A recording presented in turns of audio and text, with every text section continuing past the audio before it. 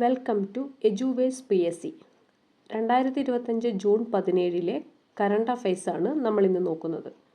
Channel ഇതുവരെ subscribe ചെയ്യാത്തവർ subscribe ചെയ്യുക, ലൈക്ക് ചെയ്യുക, ഷെയർ ചെയ്യുക, കമൻറ്റ് ചെയ്യുക. നമുക്ക് ടോപ്പിക്കിലേക്ക് പോകാം. ത്രിരാഷ്ട്ര വിദേശ പര്യടനം നടത്തുന്ന പ്രധാനമന്ത്രി നരേന്ദ്രമോദി 51ാമത് G7 ഉച്ചകോടിയിൽ പങ്കെടുക്കും.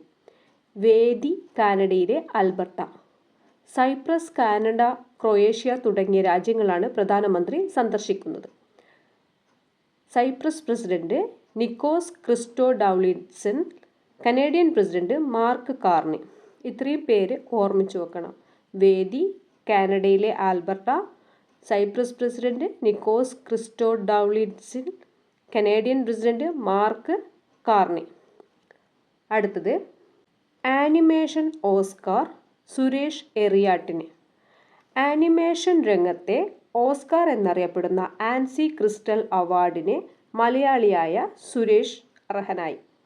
ഫ്രാൻസിൽ നടന്ന രാജ്യാന്തര ആനിമേഷൻ ഫെസ്റ്റിവലിലേക്കുള്ള ഇന്ത്യയുടെ ഔദ്യോഗിക എൻട്രിയായിരുന്നു സുരേഷിൻ്റെ ദേശി ഊൻ.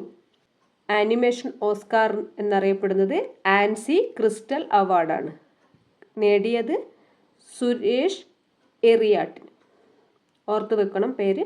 അടുത്തത് UK ഇൻ്റലിജൻസ് സർവീസ് MI6 നയിക്കുന്ന ആദ്യ വനിതയായി ബ്ലെയ്സ് മെട്രവലിയെ നിയമിച്ചു. 116 വർഷത്തെ ചരിത്രത്തിൽ ആദ്യമായാണ് ഒരു വനിത ഈ പദവിയിലെത്തുന്നത്. പേര് ബ്ലെയ്സ് മെട്രവലി. 116 വർഷത്തെ ചരിത്രത്തിൽ ആദ്യമായാണ് വനിതയെ ഈ പദവിയിലെത്തുന്നത്. അടുത്തത് G20 ഷെർപ്പ പദവി രാജിവെച്ച് അമിതാഭ് കാന്ത്. ഇന്ത്യയുടെ G20 ഷെർപ്പ പദവി രാജിവെച്ച് നീതി ആയോഗ് മുൻ CEO കൂടിയായ അമിതാഭ് കാന്ത്. 2023 ആഫ്രിക്കൻ യൂണിയൻ കൂടി ചേർന്നതോടെ G20 എന്നത് G21 ആയി. 2025 G20 വേദി ദക്ഷിണാഫ്രിക്കയാണ്. 2024 ബ്രസീലും 2023 ഇന്ത്യയുമായിരുന്നു. ഇത്രയും ഓർത്തു വെക്കണം. ദുരന്ത നിവാരണത്തിലെ വേഗതയും കൃത്യതയും മെച്ചപ്പെടുത്തുന്നതിനായി ആരംഭിച്ച 3 പ്ലാറ്റ്ഫോമുകൾ. ഒന്ന് integrated control room for emergency response അഥവാ ICRER. അടുത്തത് national database four emergency management അഥവാ NDM ലൈറ്റ് 2.0.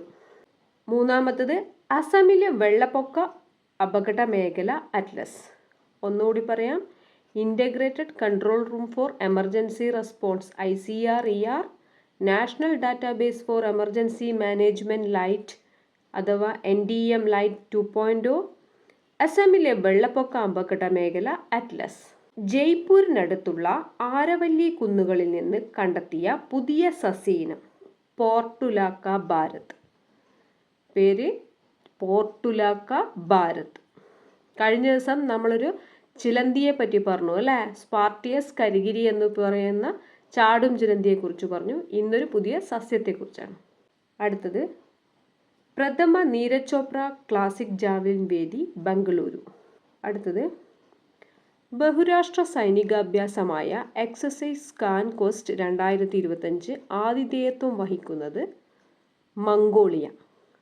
ഇന്ത്യൻ ആർമി ഈ വേദിയിലെ ഉദ്ഘാടന പരിപാടിയിൽ പങ്കെടുക്കും. ഒമാനും ഇറാനും ഇടയിലുള്ള എണ്ണ ഗതാഗതം നടത്തുന്ന കടലിടുക്ക് ഹോർമൂസ് കടലിടുക്ക്. ഓർമ്മിക്കണം, ഹോർമൂസ് കടലിടുക്ക്. ഹോർമൂസ് കടലിടുക്ക് അടച്ചുപൂട്ടാൻ ഒരുങ്ങുകയാണ് ഇറാൻ സർക്കാർ. ഇന്ധന നീക്കത്തിൽ ലോകത്തിലെ ഏറ്റവും പ്രധാന പാതയാണ് ഹോർമൂസ് കടലിടുക്ക്.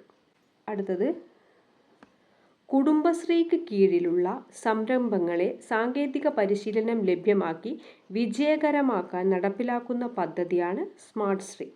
എന്താണ്? കുടുംബശ്രീക്ക് കീഴിലുള്ള സംരംഭങ്ങളെ സാങ്കേതിക പരിശീലനം ലഭ്യമാക്കി വിജയകരമാക്കാൻ നടപ്പിലാക്കുന്ന പദ്ധതിയാണ് സ്മാർട്ട് ശ്രീ. ഇനി നമുക്ക് അഡീഷണൽ പോയിന്റ്സ് നോക്കാം. കമലഹാസൻ തമിഴ്നാട്ടിൽ നിന്നും രാജ്യസഭയിലേക്ക് എതിരില്ലാതെയാണ് തിരഞ്ഞെടുക്കപ്പെട്ടത്. 2024-25 സാമ്പത്തിക വർഷത്തിൽ നിന്നുള്ള വൈദ്യുതി ഉൽപ്പാദനത്തിൽ 1331.48 മെഗാവാട്ട് എന്ന ഏറ്റവും ഉയർന്ന ശേഷി നേടി ഒന്നാമതെത്തിയത് കർണാടക സംസ്ഥാനമാണ്. അടുത്തത് മനുഷ്യ വന്യജീവി സംഘർഷ ലഘൂകരണത്തിന്റെ ഭാഗമായി വനം വകുപ്പ് നടപ്പിലാക്കിയ വിത്തുണ്ടകളുടെ പ്രചരണ പദ്ധതിയുടെ പേരാണ് വിത്തൂട്ട്. മനുഷ്യ വന്യജീവി സംഘർഷ ലഘൂകരണം, പരിസ്ഥിതി പുനഃസ്ഥാപനം, പാരിസ്ഥിതിക സന്തുലനാവസ്ഥ മെച്ചപ്പെടുത്തുക തുടങ്ങിയവയാണ് പദ്ധതിയിലൂടെയുള്ള ലക്ഷ്യമിടുന്നത്. പ്രചാരണ പദ്ധതിയുടെ പേര് വിത്തൂട്ട്. ഇന്നത്തെ ചോദ്യം, ഓസ്ട്രേലിയ കീഴടക്കി ലോക ടെസ്റ്റ് ചാമ്പ്യൻഷിപ്പ് കിരീടം നേടിയത് ആര്? ഓപ്ഷൻസ്: ഇംഗ്ലണ്ട്, ദക്ഷിണാഫ്രിക്ക, ഇന്ത്യ, ന്യൂസിലൻഡ്. ശരിയുത്തരം കമൻറ്റ് ചെയ്യുക.